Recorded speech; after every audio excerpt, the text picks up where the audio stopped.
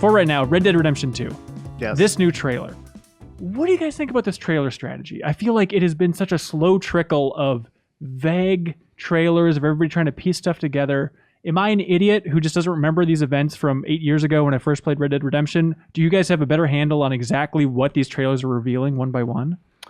I mean, we were putting it together. It Yeah. came together pretty quickly because, I'd point something out, or Bert's would point something out, like, oh yeah, that guy from the first Red Dead, like Uncle, and Edgar Ross is standing in the background, and he's the bad guy from the first game with the bowler hat and the cigar. Okay. Yeah, you see a younger version of him. So it's like when you're looking at a painting and you're trying to pick out like all the neat little details, like every single shot and these trailers feels like that. Yeah. It's kind of like a focusing of a camera lens where you see like the scope go in and out and you're waiting for it to kind of crystallize and like really see what the story is. And I feel like this one, we finally have a really good understanding of what the beats are, at least narratively. So what did you learn from this trailer specifically? So our theory before that it was going to be, it's called Red Dead Redemption 2. It's not Red Dead Redemption the prequel, so we were kind of still thinking framed narrative maybe, we knew a lot of it took place in the, more like Godfather 2. Yeah, Godfather 2. Yeah. Oh, but man. Pretty much at this point, it feels like a straight prequel. Yeah, it's clear this is a straight prequel, and it's kind of telling the beginning of the story of Red Dead Redemption, where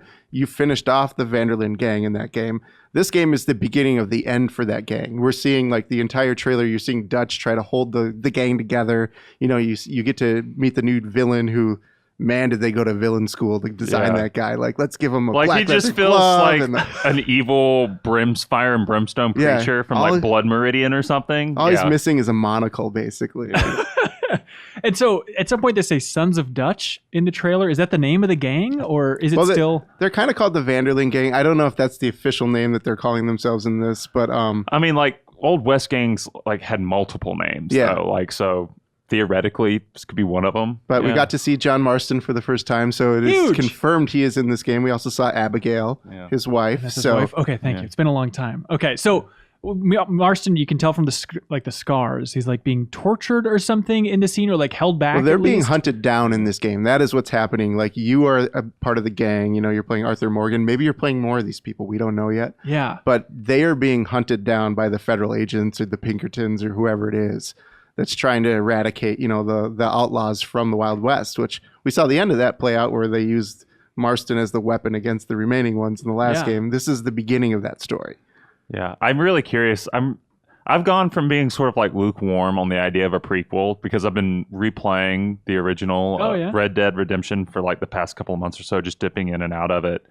And like it's become more clear, like the story, whatever happens before Red Dead Redemption isn't just like back history. It's like, oh, this is the cause for everything. Like all these characters trying to escape the sins of the past. And you never really got an idea of what that was in the original game. Just sort of referenced like, oh, they did a lot of shitty things. But I'm really curious and kind of excited to see like in explicit detail, like how bad these people were. Like I want to see how awful John was before the original game. That's going to be kind of fun. Actually, that's the first time I've got excited about this game story. I feel like, because I love that first game, but I'm still in that prequel meh camp, especially when this trailer opens and it's like, what, 1899? Is that the year? Yep. Yeah. And the story's like, hey, the West is going away, folks. New age upon us. Like, I already played that. That was all of the last Red Dead Redemption. I don't want to relive that, like, oh, you old cowboys, city folks are moving in, Yeah, I'm trying to figure out if they're gonna play with that a little bit, especially with like Morgan, because he seems like a super dull protagonist. So far to me, he just seems like, oh, here's a gruff sort of like minor. He'd be like the guy who dies right before the big baddie in a Western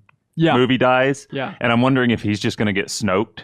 And like maybe we take over as John or something like in the game. I don't know. I mean, they've shown this female who we now know is one of the gang members. They show a scene where all the gang members are together, and it's a big gang. It's way bigger than the gang that we knew about from the first game. It's the Infinity War cast, essentially. Yeah. So it's looking like there are a ton of new people in this game, and I'm wondering, like, do you control more than just Arthur Morgan? Like, is it not just about him? Is it about the gang? Do you think Rockstar, Leo in the booth, do you think Rockstar would be so ambitious as to take the template from GTA 5 and, I mean, because we thought it was like, what, 7 people? But if it's beyond that, like let you jump between all those people?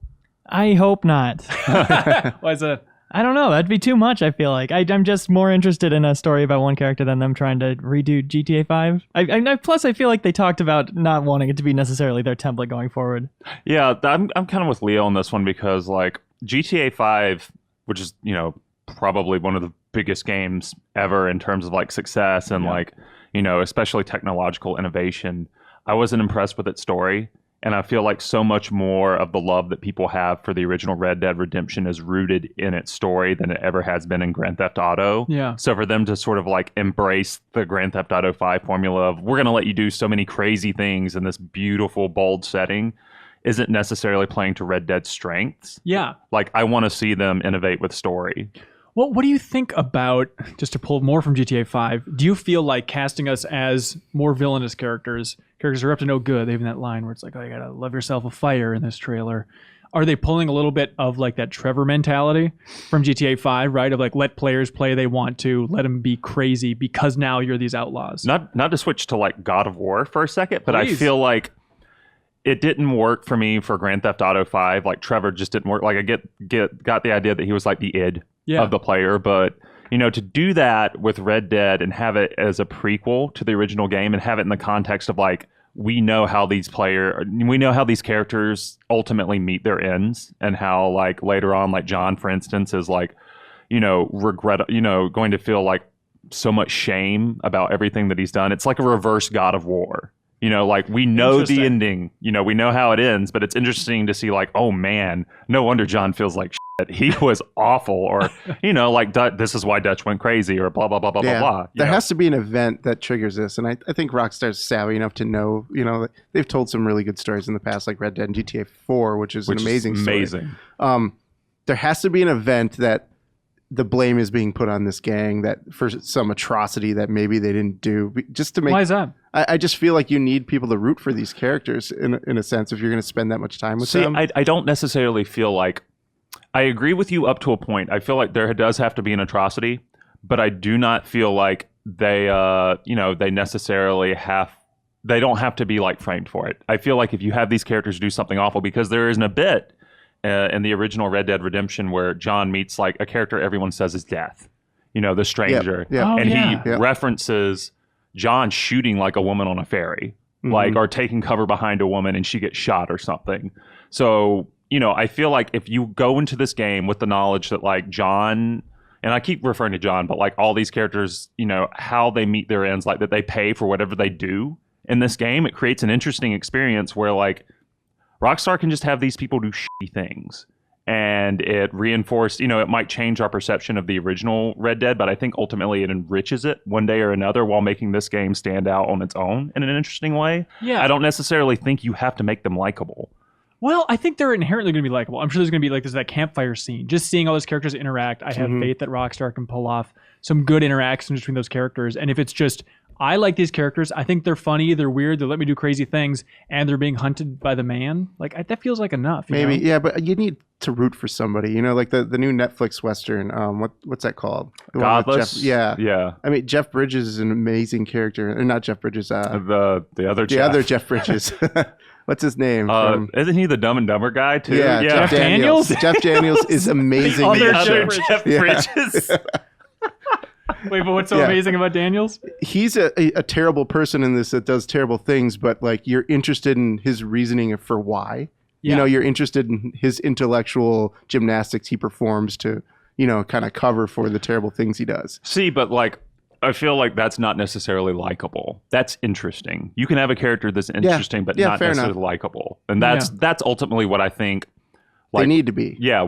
Absolutely. Because if you have a bunch of if you have Kane and Lynch, no one's going to give a shit. Yeah. Don't have Kane and Lynch, pro tip. So we watched that trailer as a big group this morning, all holding hands around the laptop. And the trailer ended and Jeff Cork just said, well, I can't wait for that open world. Like, Leo, did you have the same take where it's like, well, I just want to see gameplay already? Like, that's the thrill of Red Dead. It's like, out of 3 story trailers, I don't feel myself getting too excited at this point yet. On some level, I don't need to see gameplay trailers before I buy it. Rockstar has certainly earned my trust by this point. But speaking of Jeff Cork, he actually wanted me to pass along a question. Oh, no. Will Red Dead Redemption 2 have a direct reference to Westworld in it, either in the campaign or in its open world? He wants to hear from the Oh, they can't resist it. I feel like Rockstar's really bad at resisting sort of pop culture references. Even in Red Dead, like they had those little movies and cartoons, but are there any huge pop culture references in the first Red Dead? There's an entire mission that cribs on the Wild Bunch. Is that like right? Real hard. Yeah, there's a lot of references too. Okay, so maybe not overt, Western films. but I don't know what he would be for Westworld. But I'll say at least like a trophy or something that'll You find a metal Westworld. man just covered in the desert or something. That's like the Bigfoot of this game is just having a robot. The point about gameplay though, like here's the thing with what Rockstar's done like the entire time I feel like they've been making trailers in the last decade is like when you see somebody do something in a trailer, it's intentional. Yeah. They're not just showing like, Arthur trying to wrangle a wild horse. Like that's a gameplay element that's going to be in the game. They're not just showing you stop a train or like try to get a train to stop. That's a gameplay element Tackling that's going to be person. in the game. Yeah, like all those things are things like they showed the bow and arrow in the last trailer. Like everybody wanted a bow and arrow in the last game. They have one now. Yeah. Like everything they're doing with these scenes is intentional. That's giving a cue of what the gameplay is going to be. Yeah, I agree with Leo because I have never played a Rockstar game. I've played Rockstar games where I didn't necessarily love the game, but I have never played a Rockstar game that did not have interesting gameplay. Like even Manhunt, which people have kind of so-so opinions on. Like I think the stealth gameplay in there is like fantastic. I like Smuggler's Run. Yeah. Oh, all right. And like the Warriors of all things, like that's fun. Yeah. So, it's not a thing. It's just a thing. They're one of the few developers that I have faith in that whatever I sit down and play, like even GTA 5, which again, that I don't love as much as everyone else, like the act of playing it is fun. Yeah. So it's not a thing I'm worried about. Yeah, for sure. Man. When does it come out again? October 26th. Yeah. Man, the technology though looks remarkable. That fire, that crackling. The particle effects, the skyboxes, which they've nailed in the last couple games, looked phenomenal. The horse animations were amazing. Kicking up dirt. Kicking up so much dirt. What more do you want? They got balls now and they kick up dirt. There's good horses in games. Hell. That should be a back of the box quote. It's going to be crazy. I'm sure we're going to be talking a lot about it. I feel like I'm ready for that deep dive. Yeah. The old videos that they released where it really got juicy was like, hey, here's 10 minutes. We're going to walk through all these different systems. I'm ready for that. I don't know if it's coming at E3 or after that, but they're not going to do E3. When's the last time they did E3? Oh, but imagine Sony trying to make the pitch for them to come on their stage, though. I'm sure it's just dump trucks of money at this point. Like, please. Rockstar doesn't need to be lost in that noise, though. They can rise above on doing their own thing. You're totally right. Weird deal. Thank you so much for watching this excerpt from the Game Informer Show podcast. You can subscribe to the audio version and listen to new episodes airing every Thursday.